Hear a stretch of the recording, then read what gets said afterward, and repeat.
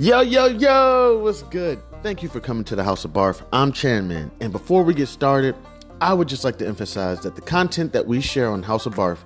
is for informational and entertainment purposes only. We are not financial advisors, and the information provided should not be considered as professional financial advice. Investing and financial decisions involve risk. It is crucial to do your own research or consult with a qualified professional before making any financial choices. The opinions expressed on House of B.A.R.F. are of our own and do not reflect the views of any organizations that we may be affiliated with. Please remember that past performance is not indicative of future results, and the financial landscape can change rapidly. Always conduct thorough due diligence and seek financial advice from a financial advisor tailored to your personal needs and circumstances. By listening to this podcast, you agree that the host and in the future, if we have any guests, are not responsible for any financial decisions you make as a result of the information presented on House of B.A.R.F. Now let's dive into today's episode. Yo, yo, yo, what's good? It's Chairman House of B.A.R.F. What's popping? Just getting to the market. Didn't even do any research late last night. Didn't do any research early this morning. Really actually just been catching up on sleep. Let me go ahead and turn on CNBC real quick. She lives ambitiously. What am I going to... So when you...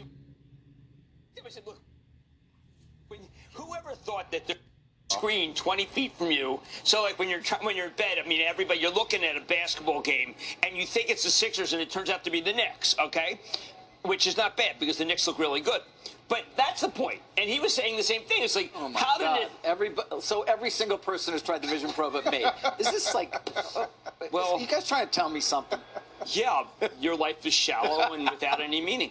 But I was telling Tim, like, if you had told me that this was going to happen, that yes. Why would you ever put the screen 20 feet? And Tim said, yeah, exactly.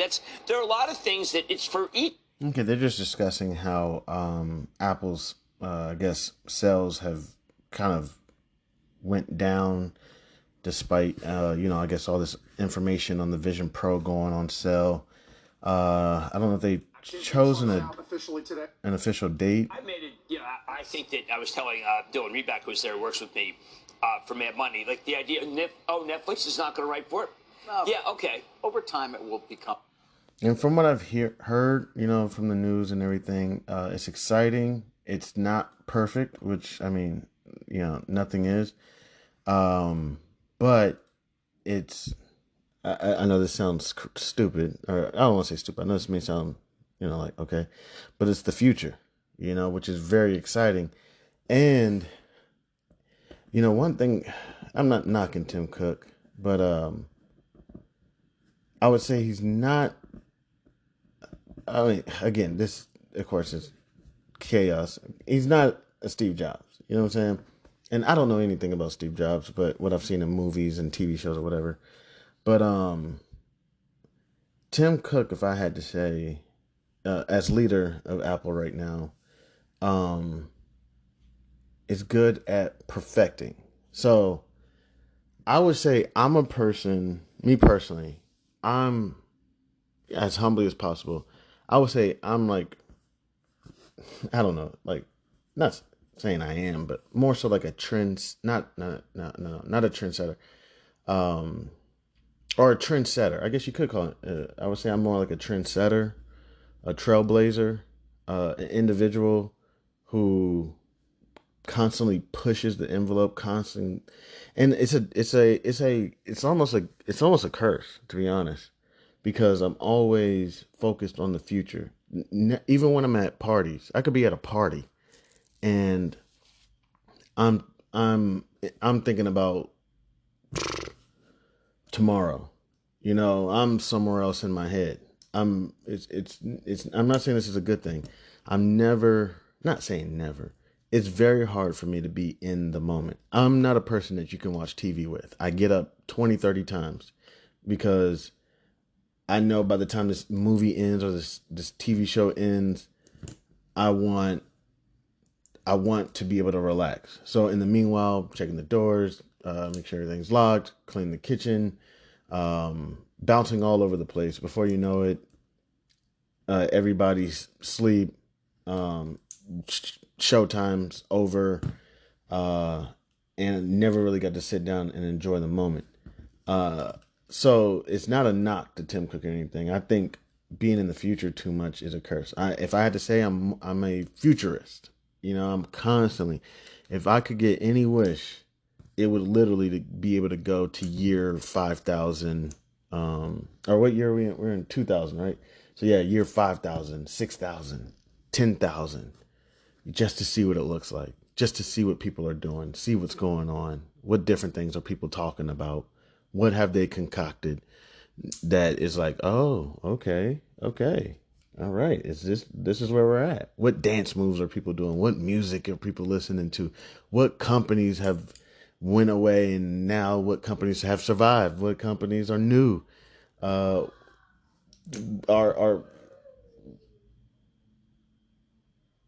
whatever it is, you know what I'm saying?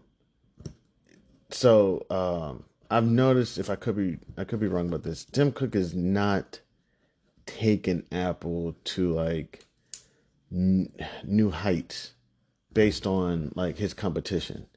You know what I'm saying? But like I say, he's a perfectionist. He takes what is already available to the public and he perfects it. Cell phones, out. He brings out the Apple device, crazy. The watches, out. Apple has the best watches, compared to its competitors. Laptops, out. Been out. The MacBook Pro, damn near unstoppable. And some people telling me that the MacBook Air or something is better than the Pro. I'm like, I'm good with the MacBook Pro. I think the Pro is the best. I haven't even tried the Air. The goggles, been out. But supposedly people are like, yo, these new Apple goggles are going to be the future. It would be nice, in my opinion, being, kind of a futurist. It would be nice to see Tim Cook finally and I don't want to encourage this behavior because I was looking at some shit on Netflix, some documentary on Netflix. I forgot. This guy was Turkish or something. I think it was, let me see, Turkish, documentary. It's a weird documentary. It was like a documentary story or like TV show. It was an odd documentary style, and then I found a couple more just like it. I was like, okay, this is an odd documentary style. It's a story / documentary. It's like a movie / documentary. Really cool though. So the Rise of Empires of Ottoman. So this guy, fortunately, I forget what his name was. Ottoman Sultan Mehmed II. Luckily, it worked out for him. He did very well on having that pressure of having to separate themselves from their from their past leaders. His past leader was actually his father. So he became whatever the Turkish called their kings. It might have been king. I can't remember. Because I was looking at another one about the Tsars, the last Tsar of Russia. They called their king Tsars. So I'm not sure if the Turkish did the same thing. But essentially, oh wow, and it got like an 8 out of 10 on IMDb, approximately an 8. And Rotten Tomatoes gave it an 83. It was pretty good. It was actually pretty good. The whole documentary story thing was kind of odd, but yeah, it was really good. But he had the pressure of wanting to separate himself from his father. It was a concern of his. So he went and his father was trying to take over this Christian city. It was a city that supposedly nobody's ever been able to take over before. And he said, you know what? This is going to be my reign. This is going to be my story. Luckily for him, it worked out.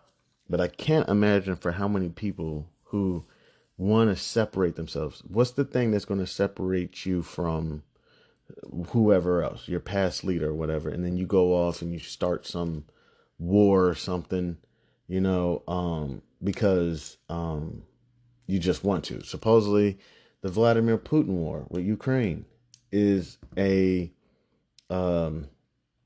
something that's going to separate him supposedly from other Russian leaders, if there's ever another Russian leader. However, I think Russia has a democracy, or they do voting. I'm not sure, but supposedly it's like the only name on the ballot is Vladimir Putin, something like that. I'm not sure how it works over there. So you're just basically like, oh, test question. I was only one A. It's like, oh, I guess I'm gonna circle A. But supposedly this is like, his like story. For me, I don't know. I say like I'm a trendsetter, and what I mean by that is I'm not the best one. I remember like as a kid, I was like one of the first kids in my school to wear Italian gangster shirts, not like Versace, but like mugshots. I would wear mugshots on my shirts. Now later in life, people started wearing mugshots. But I was like one of the first kids in my school. I remember I was one of the first kids in my school to wear this teddy bear shirt. It was like a gangster teddy bear. I can't even remember the name of that joint. Let me see. Let me see if I can find that joint. Gangsta teddy bear shirts. This is like early 2000. I can't even remember the name of this company. But it was this bear, like, and it was like a 3D shirt. Meaning like it, like the image popped off of the shirt a little bit. I remember one time, man, I wore this joint where he was in the strip club and it had like a stripper. You know what I'm saying? Yo, that shit was funny as shit. Um, I remember I'm not gonna say I was the only one, but because there was other kids too. The Brett Favre jersey thing. I remember I kind of incorporated football jerseys in my outfits. Now I'm not really a trendsetter unless the dad gear is setting a trend. It's a trend that I'm not trying to set. It's literally I'm just fucked right now, you know. And it just happens that I wear the same pair of jeans, the same pair of pants every day, the same button down shirt. Uh, it's a bit of a strain because I can't wait to be in a position where I can go shopping and, go up to the mall and go buy some clothes and whatnot. And I know people say, man, you just start off with one shirt or something. That's not really my style. I'm kind of a go hard or go home type person. So when I go shopping, I go shopping. When I don't shop, I'm just chilling. Um, Now I may go shopping for my children, you know what I'm saying, making sure they good. But other than that, I'm not a big shopper. But what I would say is I'm not the one that's gonna make it look the best. I push the envelope, I try new things, um, but I'm not the one that's gonna perfect it. I'm not the one like that it looks good on. When I do it, it looks bad. It's like, ugh, it looks awful. And then what happens? A couple months later, more and more people are doing it, more and more people are doing it, and then they perfect it and they make it look great. And it's like that's what I was that's what I was trying to do. That's what I had in my head. My execution was bad, terrible. So that's what more so what I think with Apple. I'm taking a look at my Forex. It's doing awful. I really don't want to close my positions, but I may have to get ready to close them because I got to pay some bills. I'm still naked short on USD JPY. It's kicking my ass. So yeah, I just think that's probably one thing that I could be wrong of why Apple's kind of struggling with the sales, because is it really necessary to go get a $3,500 goggle when you could easily go get a $500-600 goggle? Do I want the goggles? Yeah, I want to get like 4 of them. What is that? So 35, 7,000. What's that? 10.5. Was that 14,000, something like that? Let me see. What was it? 3,500 times 4. Yeah, like, see, if I got 4 of them, that'd be 14 grand. I ain't got no type of bread just to spend on these goggles. You know what I'm saying? Um, I wish I did. I would get like 4 or 5 of them and give them out as Christmas gifts. You know, I already know a couple of them who they would go to. I might keep one for myself.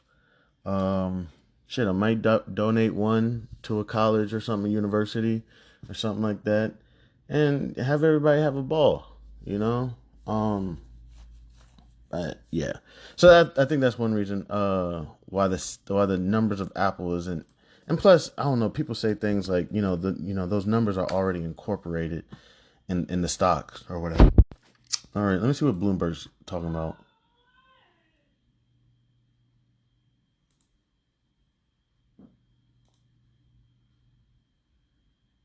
Goodness, this thing takes a while.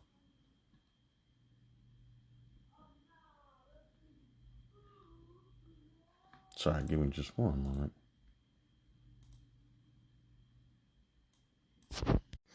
Yeah, but even with the trend setting, for me, it's not that hard. Like, even doing podcasting, having these conversations with y'all, people are like, "Oh my gosh, I don't know how you could do that." I mean, it's a little crazy. It is a little crazy. I'm literally putting my business, my whole life out there, for people to listen to. It is a little crazy. But I'm like, you know what? Honestly, I'm just pulling out my phone. I'm sitting in my bedroom. I got my laptop out. It's all good. And you're going to have supporters. You're going to have people in the middle who don't care. And you're going to have people who... it's too heavy for me to use. You're on the Bloomberg terminal. Go to Bloomberg. You already know what I'm saying. I'd read Anurag Rana, Mandeep Singh, after this tech juggernaut weekend. Paul Sweeney, I don't remember like the tech managing juggernaut. It's become like the big banks when they come out. Yeah, and I don't remember that. Yeah, exactly. And you put all three of them in one big day. But it goes to your question here for shareholders. More of the PMs we talk to, I mean, I don't really hear too many PMs saying, don't own these things. I mean, you got to own them, obviously, but the valuations are, you just can't get too caught up on the valuations. Right. Now, whenever we say that past cycles, boy, you get burned. But, I mean, you take a look at, as you call out, Tom, the free cash flow of some of these companies. These are just enormous. Not in my lifetime. Yeah, not in our lifetime. And it feels like names, Apple, Amazon, I mean, names you have to own. Off the jobs report, if you're just joining us, spectacular jobs report, lots of noise, had a lot of heated emails. The usual thing. It wasn't as good as it looked. Guess what? 600,000 jobs in 60 days is what the top line was. We had big green on the screen. We still got green NASDAQ. Yeah, that's fantastic. 600,000 jobs in 60 days. Yo, that's amazing. I'm actually still out here, still waiting to see if anybody hits me back. And no shame, probably about to go hit the local grocery store in another day or two. I do have to go down to the local flea market. I'm going to ask for a table. So I try to share as much as I can with y'all. I really do try to be transparent. Only reason with the book I didn't really give out that much information on how the book was written and everything is because, to be honest with you, I don't have all the details.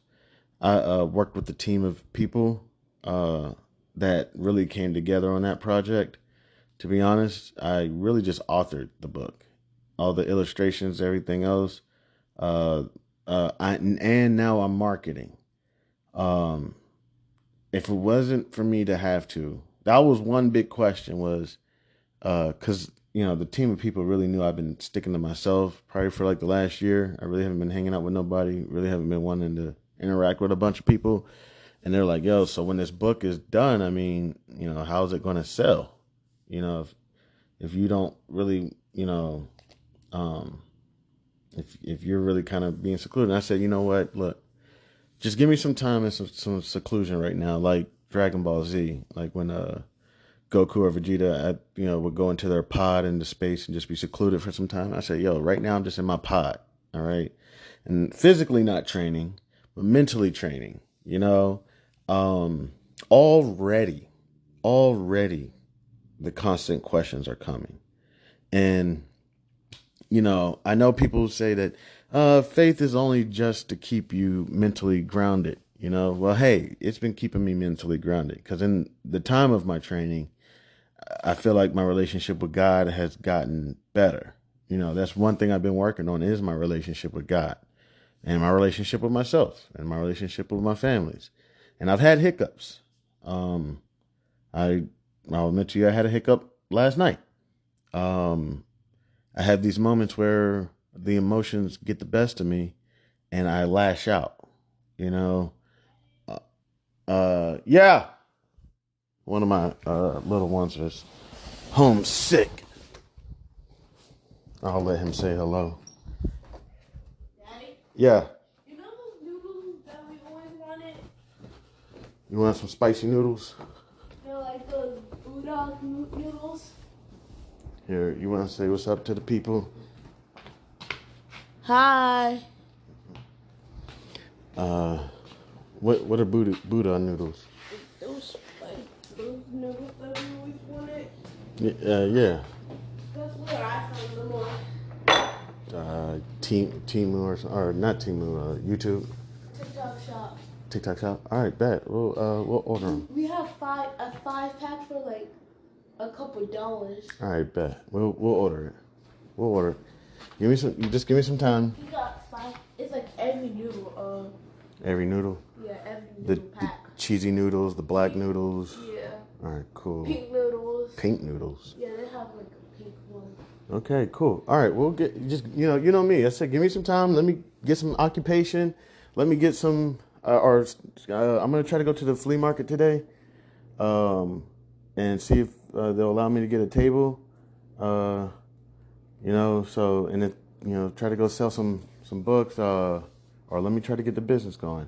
Okay. And then I can show you on the phone where you can All right. buy them. Cool. Give me 1 second, okay? Trying to create some content. Okay. All right.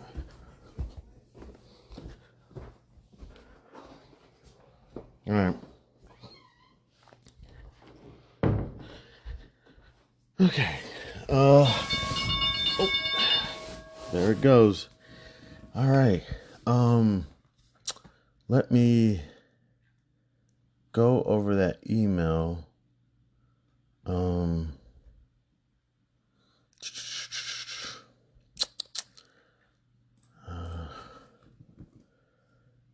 Give me 1 second. I gotta.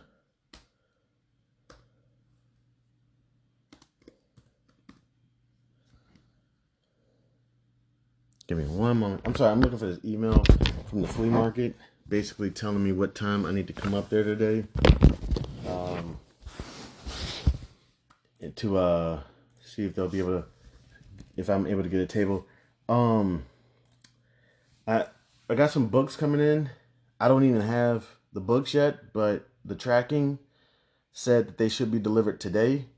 So I'm kind of taking a gamble to go up there, because let me see what time they said I need to be up there. Good afternoon, Chandler. Thank you for your interest in becoming a vendor with I'll say the name of the flea market. It's Pataspco, something like that. Pataspco flea market. To reserve a space with us, we ask you to visit our rental office anytime between 8 a.m. to 3 p.m. on Friday, immediately before the weekend on which you wish to set up. All right, great. Sorry. So I'm gonna go up there today and try to set it up, get a table, and just try to be in there selling some books. I got to start advertising Chandler Gregory Hayes. It's a business I started for financial therapy. Also, it'll be entertainment and community outreach. What is financial therapy? To be honest with you, I don't know. The reason I started financial therapy is because I don't want to be a coach. I don't want to be an advisor. I don't want to be a guider. None of that. So, you know how it kind of happened? All right, I'll tell you how it happened. I was speaking to my mom about it. I was like, one, I don't want to breach any financial regulations. Regulations is very important to me. It's very important. Since working for your regulator is what made me care about regulation so much, because you realize the work that these regulators put in to protect the integrity of the industry. When you don't work for a regulator, I'm not saying nobody else, the regulators are kind of this Wizard of Oz. You know what I'm saying? They're kind of just out there, and you know all the regulations and everything, but you don't really know them. You just more so know them because of you're trying to keep your job. So if Regulation 4530 says that I need to disclose this before I can make a trade, then I just know I need to disclose this Rule 4530 before I make a trade or something. I don't know. Don't quote me on that. But you just know it from that aspect. Do you respect it? Do you care about it? Do you understand the work that people have put into their careers to create, regulation best interests or Regulation 4530? I don't think there's that respect for it. This person spent the last couple years of their career trying to create this regulation best interest or something, whatever it is. Now that I've seen it, I have such respect for regulations. So one, I don't want to breach any regulations. One, because I do respect it, and I really am not one for drama. I really, not trying to brag. I'm one of those people who don't start shit, but I finish shit. You know what I'm saying? Not trying to brag. You know what I'm saying? Trust me, one day somebody's going to crush the living shit out of me. I don't go around starting drama, but you start some drama, I'll finish it. So I really don't want no beef with the regulators. They come to me with some cease and desist, and we're just going to start going back and forth. So I say, all right, how can I get around this where I'm not breaching any regulations? And to be technically an advisor, you need to be licensed and with a broker dealer. Doesn't look like, I could be wrong, but lately no broker dealer has really been I haven't earned any opportunities with a broker dealer yet. They can't trust, because my resume is not who I am. My resume is my resume. I know this sounds stupid, especially to people who are wonderful at interviewing. My resume is my resume. It's what I can accomplish. It's what I can achieve. You know what I'm saying? I am who I am, and when people see my resume and my name, Chandler Hayes, with his master's degree in business administration, formerly had a Series 7, Series 63, SIE, worked for a financial regulator, blah, blah, blah, worked for a wealth management firm, has all these successes and not that many accolades, whatever. I really don't. They equivalent that, I think, with like a certain presentation that I'm not really good at giving. Even House of B.A.R.F, you kind of see how it is. I'm really monotone, really just chill, boring. This is who I am. So I go into an interview. Hey, what's up? So tell us about yourself. I don't know, man. Like, I'm a Afro-American from Kansas, moved to Maryland when I was 13. Enjoy finances. So what you been doing since you've been terminated, or, since you stopped being with FINRA? Surviving, fighting for my life every day, trying to protect the mental health of my children, trying to protect my mental health, fighting every day to pay the mortgage, pay the gas, pay the energy, I'm sorry, I'm terrible at interviews. Seriously, so then at the end of the interview, they're just like, yo, where's the guy that's on the paper? What are you talking about? Like, I'm right here. Is it you that passed the Series 7? Yep. I could probably tell you a lot about the Series 7. Not so much anymore, because they probably had to come out with a new edition, because when I was studying the Series 7, it was suitability. Now they got Regulation BI, best interest. So I would have to re-up on all that information, but it's pretty much the same. If somebody's 60 years old, high net worth, and looking for an investment that, they don't want to run into a bunch of taxes, what should you get? Municipal bond. I'm not saying that's the best one. I just made something up real quick. But we could go over it all. You know, it's no big deal. So not really looking to be an advisor. And I know this sounds terrible. Another reason why I'm not looking to be an advisor, I know this is going to be terrible because I'm interviewing for jobs right now. There's a lot of bigotry, yo. A lot of bigotry. There's a, it is awful. It is awful. Like, I told you about the time on another one where I literally saw an email from a Caucasian woman. I was helping her with something totally else. You know, I can't remember what I was helping her with. Maybe just update her information on her profile or something.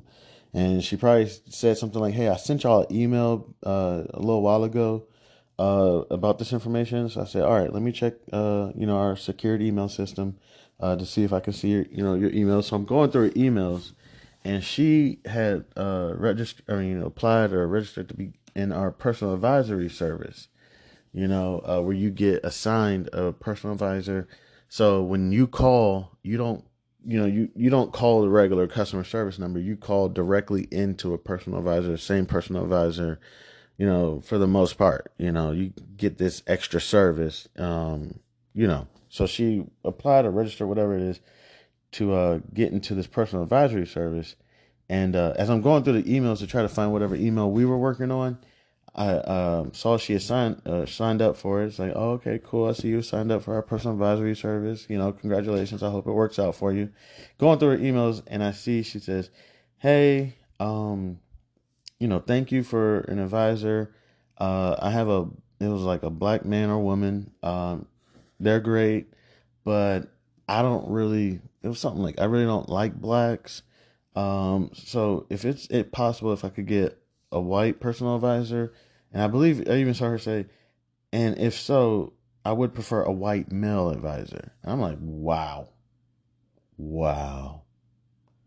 oh my gosh, and that thing, and I still helped her. I didn't even let her know I saw that email. I didn't even let her know, and I would get phone calls about, "Hey, Chan, I would like a white advisor." So I would reach out to my supervisor and be like, "Hey, I got this question about um, this customer says that they want a white investor. How am I supposed to respond to that?" Man, I remember one time my supervisor picked up the phone and kirked off on a customer and was like, "Yo, this is not what we do at this company. Our advisors are trained, and if you call back and ask that question one more time, we will remove you as a client," or whatever. I was like, "Oh my gosh." So then moving forward, I knew what to say to, like, "Listen, that's not what we do here at this company. We basically have a pool of advisors. Every advisor is trained, to the utmost. You should receive consistent information. But yes, we don't do that where, you get to select at that firm. That's not how it worked." Um, and then also, I did want to go down the advisor route for a while. And earlier I did. It was one of the things that I wanted to do. I wanted to become a wealth manager, a wealth planner, financial advisor. It was like my dream. You know what I'm saying? It's what I wanted to do. The reason I started chasing analytics is because I got tired of all the bigotry. If you look, you see like a lot of I didn't see this at the firm because again they didn't do that. But when I started working on like complaints with the regulator, I noticed, if I saw a Chinese name, I don't know what a Chinese name is exactly, but like like XI or something, I noticed that their advisor was a Chinese representative. I noticed that there was a Caucasian individual complaining, is usually about a Caucasian representative. If there was I don't know, a Jewish, last name or something, or sounding last name, or they usually had a Jewish financial advisor. So that was one thing I kind of noticed with complaints is, wow, people really only go towards advise. People go towards things that make them comfortable, things that they know of themselves. I'll let y'all know, I probably haven't had like a black doctor, and it's not that I'm not looking for a black. I had a black doctor when I was a teenager, but whenever I go to a doctor's office, the clinic, I've had Caucasian women, I've had Asian women, South Asian women, maybe South Asian men. It's been all over the place. If I have any concerns that, hey doc, is this good for black people? I'll just ask the doctor. You know what I'm saying? And also, if I have some concerns that the doctor's trying to prescribe something because we are black, I'll say, hey, that may not be, this is not what we're trying to do. But I'll talk to the doctor. You know what I'm saying? So financial advisor, I'd have a black woman, I'd have an Asian woman, I'd have a Latina man. I don't care. The main thing that matters to me is their character and their strategies. As long as their strategies align with mine. Don't be trying to go off and gamble my shit and whatever. Shit. Sorry, I was looking at the market. Something just happened. Oh, shit. Let me see. But yeah, just various things. So yeah, that's one reason it kind of got me going down the analytic roads, because I still want to help people, but if I can do it from behind a computer, people tell me all the time, Chan, you're a social butterfly. As much as you don't want to admit to it, you're a social butterfly. You go into analytics, I give you a year before you want to go back and start helping people again. But yeah, when I seen kind of that stuff, it kind of rubbed me in the wrong way. And I was like, you know what? This is messed up that people are like this. I'm going to go ahead and I'm still going to help these people. They're just not going to know it. My name is just going to be on, the portfolio that, I developed working with, whatever company, Fidelity or ARC or BlackRock or whatever it is. And, I'll put the numbers together to, acquire this airport or this blah, blah, blah. And then when you go purchase the Vanguard, I don't know, total stock market index or something, I helped put that portfolio together.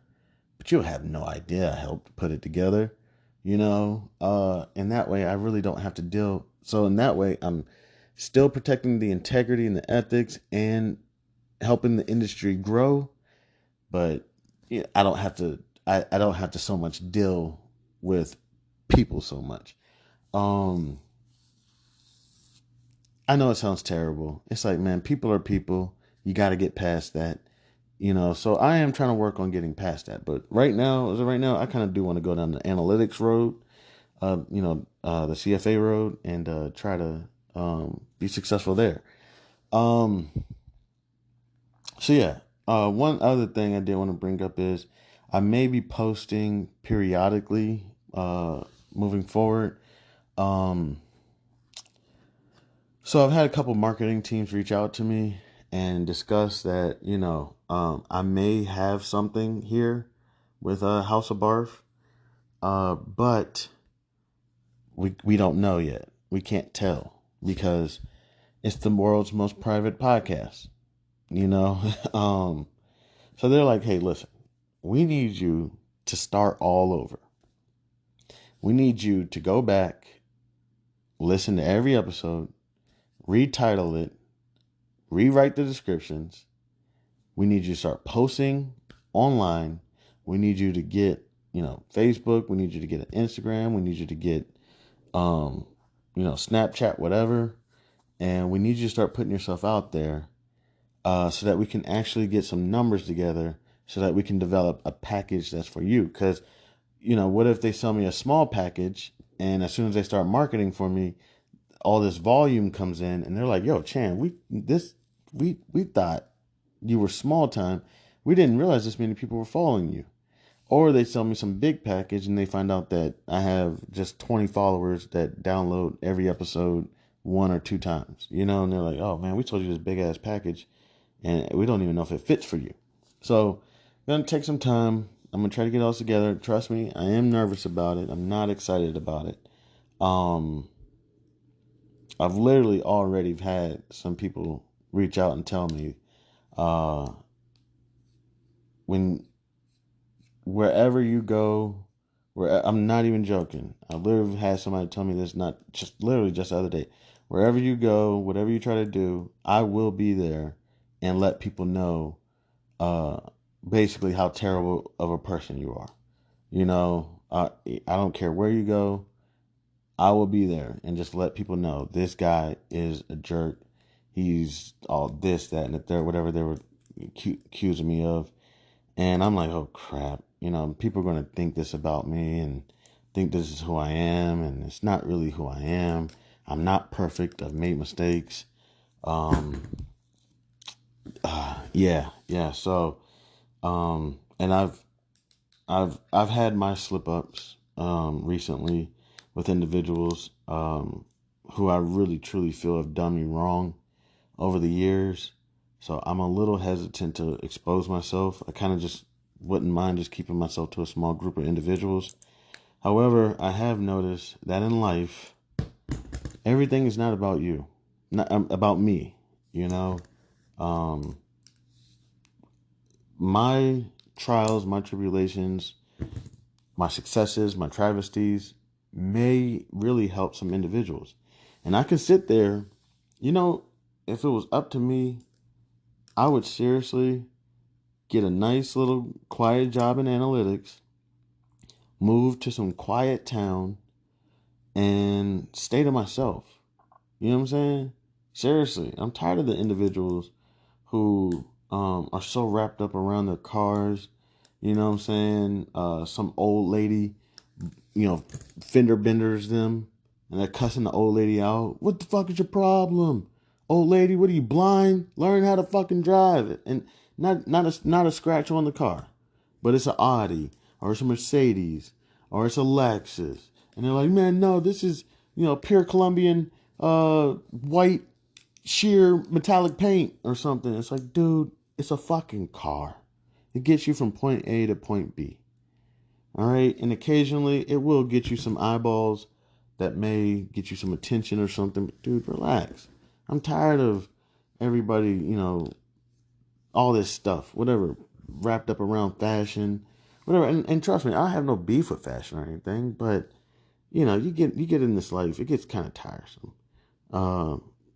I probably would end up being like I don't know, like a Dave Chappelle. I don't know. He's out in Ohio. Where the fuck is Tom Hanks? Does anybody know where he is when he's not making a movie? Don Cheadle. Where is that guy? I've never ran into him. Like I probably would end up being an individual like that. Julia Roberts. I've never ran into her. So not saying that that's the right way to do stuff, but that's what I probably end up doing. Just chilling out somewhere, hanging out, minding my business, trying to survive. 9 to 5 or small business. I'm not here for the trying to get tore down in arguments and fights with people. Trying to make sure that I'm in the latest fashion or drinking the latest Louis XIII. Don't even like it. Just eat it because somebody told me it was expensive. But yeah, so I'm going to be working on trying to expose myself a little bit more to actually get some real numbers on what's going on. Real quick with the markets, I did get a notification that Marathon Oil News will be, let me see, declaring a fourth quarter 2023 dividend. I want to know what the record dividend date is because I'm wondering I may be in there for a dividend payable March 11th for stockholders of record of February 21st. Oh, shit, you still got time. So, who knows? I may try to get some more shares before then. I don't know how much the dividend's going to be. I'll keep my eye on that and take a look at it. But let me see. Marathon Oil, I got a contract that expires 350 days from now. Strike price 45. Right now it's up approximately 30%. JetBlue, I don't know what I'm gonna do with you, JetBlue. Go sell some calls or some puts. I'm not sure. And Carnival. Carnival sold a contract. Expires today. At the end of business today. It's only $3. which is cool. I'm fine with that. I probably sold that on Monday or something. Maybe on Monday. Let me see when I sold it. I sold it on January 29th. So I sold that on Monday. I sold it on Monday. It appears that it's going to expire worthless today. And I made $3. It's fantastic. It's fantastic. Yeah, so I'm going to get into this market. I have noticed it's getting a little crazy in here. Let me see. Yeah, it's getting a little crazy. So let me go ahead and take a look at the market, see what's going on. I want to thank everybody who decides to stop by and kick it with your mans. I appreciate it. God bless. Seriously, take care of your mental health. Take care of your family. Take care of your friends. And forgive yourself. You know what I'm saying? I'm working on forgiving myself as well because I make mistakes. I've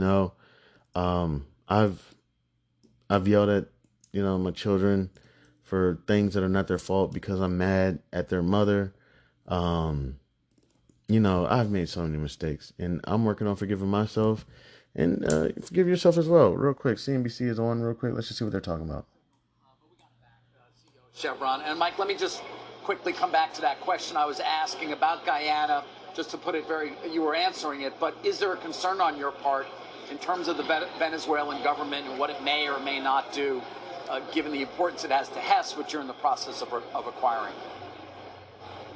Yeah, I'm not sure where I cut out, but the presidents of the two countries have met. There seems to be a diplomatic dialogue that is underway right now. Oftentimes, these types of disputes, particularly where they're... This is Michael Wirth of Chevron, Chevron CEO.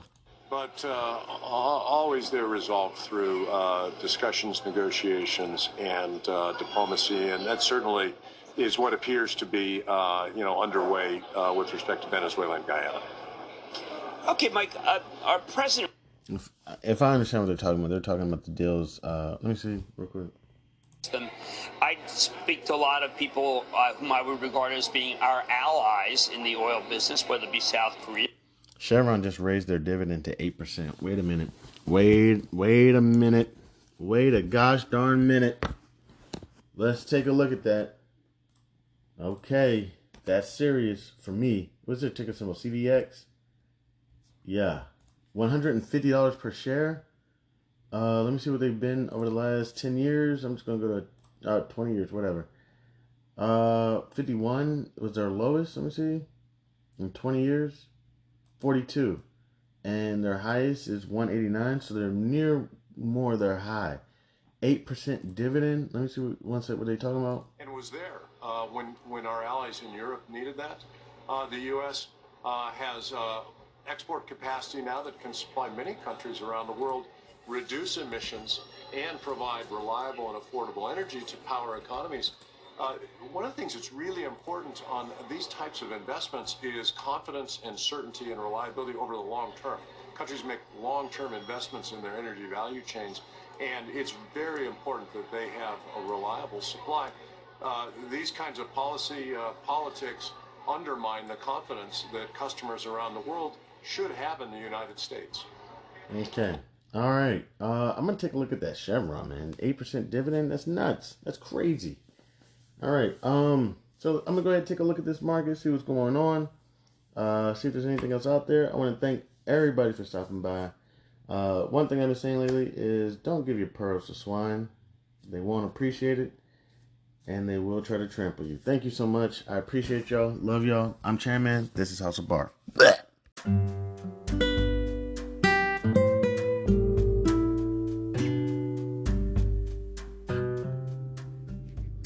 I am thrilled to introduce you to an exciting new storybook journey that I believe will capture your imagination.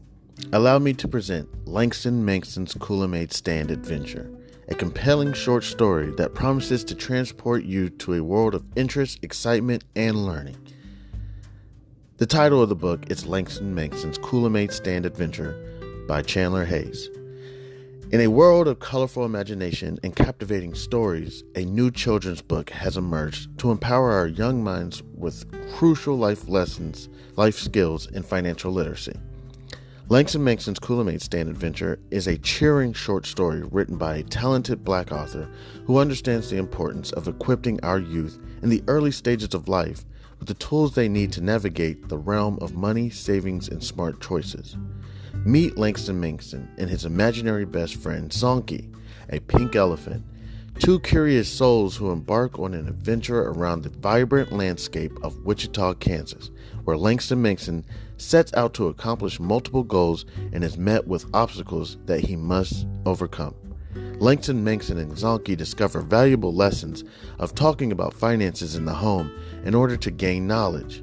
Langston Manxon, with a little bit of confidence, the guidance of supportive parents, the help of community members like Mr. Tiller, and his imaginary best friend Zonky, Langston Manxon learns about the value of money and how to save, the importance of making thoughtful spending decisions, the significance of thinking outside the box when met with challenges with money, and the joys of sharing with others. Through relatable experiences and engaging storytelling, young readers are introduced to the fundamental concepts of money, such as earning, saving, and spending responsibly. Langston Manxon set savings goals, teaching children the importance of planning for future needs and dreams. The book celebrates diversity and the different perspectives on money, shedding light on its role in different people's lives. The characters' interactions emphasize the joys of serving others, the gift of sharing, and making a positive impact in their community. The pages of Langston Manxon's Kool-Aid Stand Adventure come to life with vibrant illustrations. The colorful and imaginative visuals not only captivate young readers, but also enhance their understanding of complex financial concepts. Langston Manxon's Kool-Aid Stand Adventure is coming soon to bookstores and online realtors.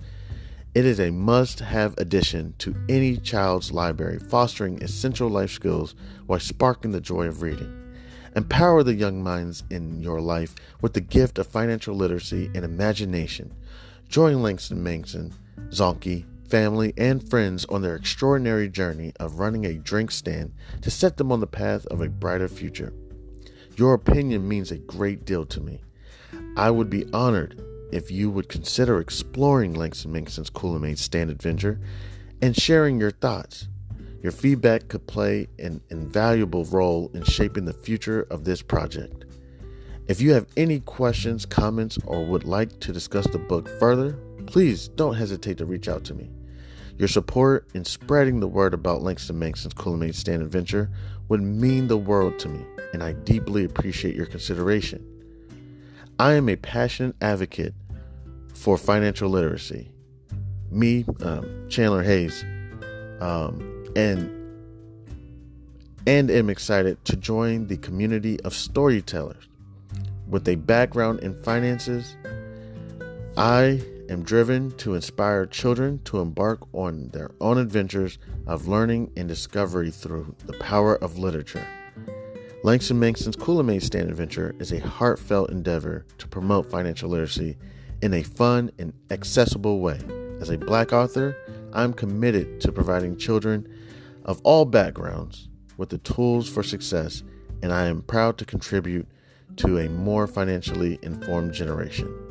Thank you for taking the time to explore this advertisement, and I look forward to the possibility of sharing this extraordinary literature adventure with you.